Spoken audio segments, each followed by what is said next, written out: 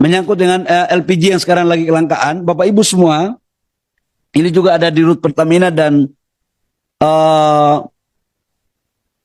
Patra Niaga yang sekarang lagi terjadi di masyarakat. Kita ini sekarang lagi menata tentang pola distribusi penjualan LPG. Bapak-bapak semua sudah tahu bahwa dalam APBN 87 triliun alokasi negara yang dialokasikan untuk subsidi LPG. Harapannya adalah LPG ini betul-betul tepat sasaran. Teman-teman Pertamina dan Kementerian SDM, saya mempelajari betul, sudah bekerja maksimal. Dari agen, dari Pertamina masuk ke agen masuk ke pangkalan. Pangkalan baru masuk ke pengencer. Kalau dari agen ke pangkalan, itu masih bisa dikontrol secara teknologi. Berapa yang dijual, harganya berapa, itu masih clear. Karena diingat bahwa per kilogram LPG, itu subsidi kita kurang lebih sekitar 12.000. Satu tabung kilogram LPG, itu minimal subsidi kita Rp36.000. Ini biar kita tahu betul. Dan harga yang ke masyarakat itu paling besar sekitar Rp5.000. Tapi apa yang terjadi? Harganya Bapak Ibu tahu semua, ada yang sesuai, ada yang harganya sampai di atas 20.000. Padahal negara mengalokasikan ini untuk masyarakat. Pasti banyak pertanyaan kenapa terjadi sekarang ada dinamika. Jadi sekarang kita dorong agar yang pengencer ini kita akan naikkan statusnya. Tadinya mereka menjadi pangkalan. Tetapi syaratnya terlalu besar yang disyaratkan oleh Pertamina. Maka tadi rapat di kantor ini juga dengan teman-teman Pertamina dalam kurun waktu beberapa menit sebelum kita rapat, kita membuat kesimpulan agar pengencer ini menjadi sub pangkalan. Tujuannya apa Bapak Ibu semua? Agar LPG yang dijual itu betul-betul harganya masih terkontrol karena itu lewat aplikasi. Agar betul-betul masyarakat bisa mendapatkan LPG dengan baik dan kemudian juga dengan harga yang terjangkau. Memang perubahan aturan ini pasti butuh penyesuaian. Pasti butuh penyesuaian dalam waktu yang ada. Tapi kami pingin untuk supaya lebih cepat. Kami tidak bermaksud sama sekali untuk membuat masyarakat kita seolah-olah atau merasa sulit mendapatkan LPG. Dan tidak ada pengurangan volume dan tidak ada pengurangan subsidi. Ini cuma persoalan perubahan sedikit saja. Tapi insya Allah kalau ada masukan dari Bapak Ibu anggota Dewan yang terhormat, dengan senang hati kami akan mencoba untuk memperbaiki atau menyempurnakan apa yang telah menjadi kebijakan kami dengan Pertamina. Demikian pimpinan, terima kasih kami kembalikan. Assalamualaikum warahmatullahi wabarakatuh. Salam sejahtera untuk kita semua. Baik. Banyak yang konyol ternyata. Tambahan 100 triliun Pak Prabowo ambil dari anggaran yang dipangkas. Dipangkas 306 triliun dan sebetulnya lebih besar. Lebih besar lagi karena ini tidak termasuk dividen dari BUMN. Ini tidak termasuk dividen dari BUMN. Kalau tidak salah 170 triliun kalau tidak salah. Tapi kembali ke BUMN berapa dan tetap ditahan oleh pemerintah cukup besar.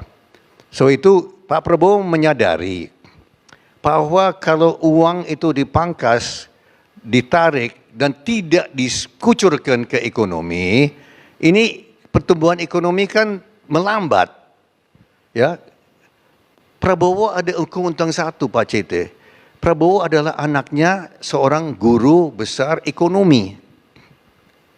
Prabowo bukan sarjana ekonomi, tapi menurut saya dia lebih menguasai ekonomi daripada banyak sarjana ekonomi. Enggak, sungguh. Kenapa? Karena selama puluhan tahun dia belajar dari orang tuanya, yang juga orang tua saya. Belajar di meja makan, belajar dari apa, pembahasan. Kan kami belajar prinsip ekonomi dari orang tua. Ya. Dan dia tahu bahwa kalau uang tidak di-spend, tidak dikucurkan, tidak dibelanjakan, itu kan bisa menyebabkan kontraksi. So walaupun uang itu diambil dari program-program, itu berarti akan di-spend, dibelanjakan untuk program-program yang strategis. Ya. Ada program-program perjalanan dipangkas. Perjalanan ke luar negeri dipangkas, saya dengar dipangkas 21-22 triliun rupiah. Untuk kunker-kunker ke luar negeri. Studi banding ke luar negeri. Dan banyak sekali yang saya dengar dari dia pangkas. Ada program program konyol. Program konyol dihapus, dipangkas. Nanti saya bisa cerita sama Pak Sete yang mana yang di sini. Ada yang konyol-konyol itu. Banyak yang konyol ternyata. Pak Prabowo cerita sama saya dia berapa minggu dia periksa anggaran APBN. Ternyata di APBN kita ada 9 tingkat, Pak. Ya, biasanya presiden menteri periksa sampai tingkat ke-3 ke-4. Prabowo periksa sampai tingkat ke-9, Pak. Tingkat ke-9, dibongkar semua, Pak. Nah, dari itu 306 triliun, 100 triliun itu dari yang untuk makanan gratis itu dari 3.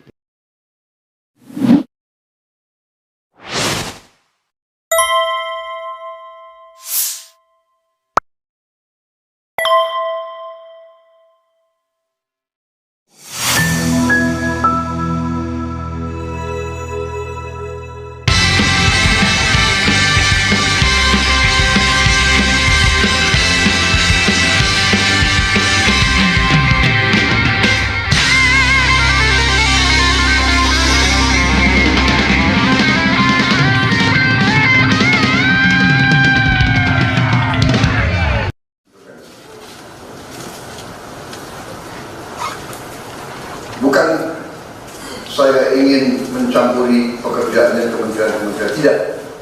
Tapi saya ingin membantu. Di mana ada bottleneck, di mana ada kesulitan, segera kita atasi. Marilah kita jujur mengakui bahwa birokrasi di kita sangat terkenal. Sangat terkenal.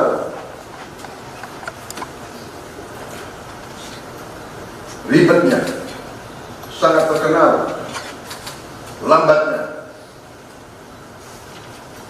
Bahkan ada pembicaraan oleh rakyat kita bahwa birokrasi pemerintah kita sering mempersulit, bukan mempermudah keperluan rakyat.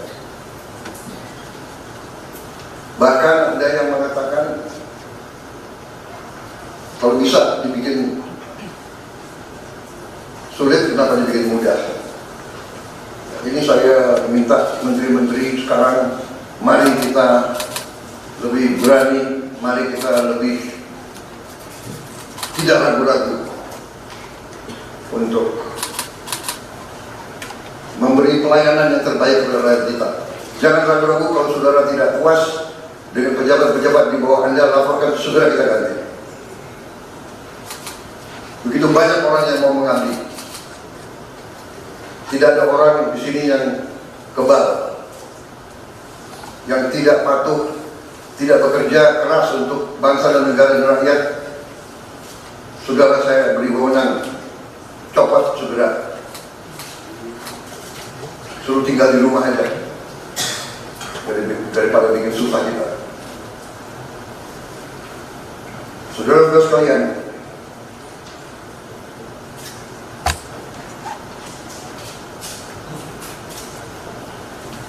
Saya kira dalam waktu dekat saudara-saudara akan segera menyiapkan program kerja saudara masing-masing.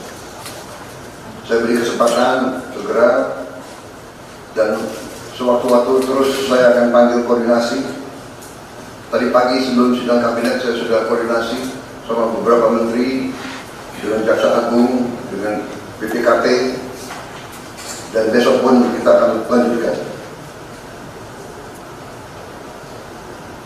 Ada beberapa pengarahan dari saya, Menteri Bappenas, pastikan semua program dan kegiatan di semua kementerian lembaga mempunyai kontribusi yang signifikan, terukur, dan saling bersinergi. Pelajari kembali semua proyek. Jangan ada proyek yang mercusuar. Semua ditujukan kepada yang saya sampaikan pada pidato saya di depan Majelis Permusyawaratan Rakyat pada hari pelantikan saya. Kita harus swasembada. Assalamualaikum warahmatullahi wabarakatuh. Sobat RH sekalian, jumpa lagi kita di channel yang keren ini. Keren cadas. Ya Sobat RH sekalian, itu tadi pengarahan Prabowo di depan para menteri di kabinetnya. Apakah saya setuju? Setuju. Saya mendukung, ya, tapi tetap dengan kekritisannya. Bukan berarti kita mendukung begitu saja, tapi tidak melihat kekritisannya, tetap, ya. Jadi saya mencatat beberapa hal, ya. Birokrasi kita ribet, lambat, persulit, ya, mempersulit. Kalau bisa sulit, kenapa dipermudah?